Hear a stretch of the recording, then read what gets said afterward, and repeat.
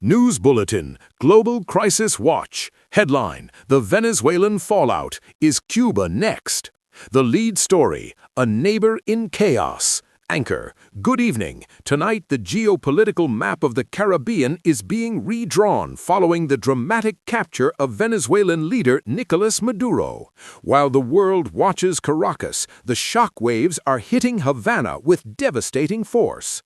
President Trump has signaled that the fall of the Cuban government is now inevitable, a sentiment echoed by Secretary of State Marco Rubio. For decades, Venezuela has been Cuba's economic lifeline, providing nearly half of the island's oil in exchange for medical and security personnel. Tonight, that lifeline has been severed. The economic toll, darkness in Havana. Field reporter, Havana.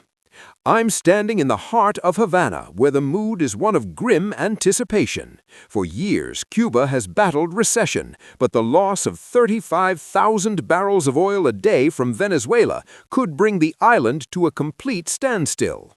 Already, the national power grid is failing. In the countryside, blackouts now last 20 hours a day. Even here in the capital, residents face 10 hours of darkness.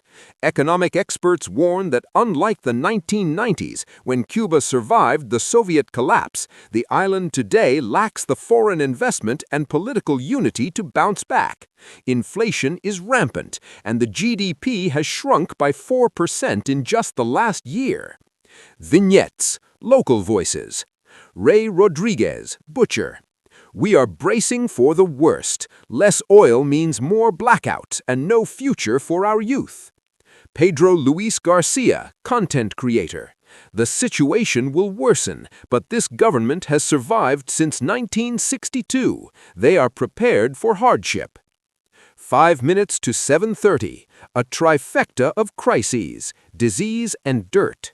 Anchor. It isn't just the economy. Cuba is currently battling a massive health crisis. 1/3 of the population is affected by dengue and chikungunya. With the government unable to collect trash or fund fumigation due to fuel shortages, these mosquito-borne illnesses are spreading unchecked.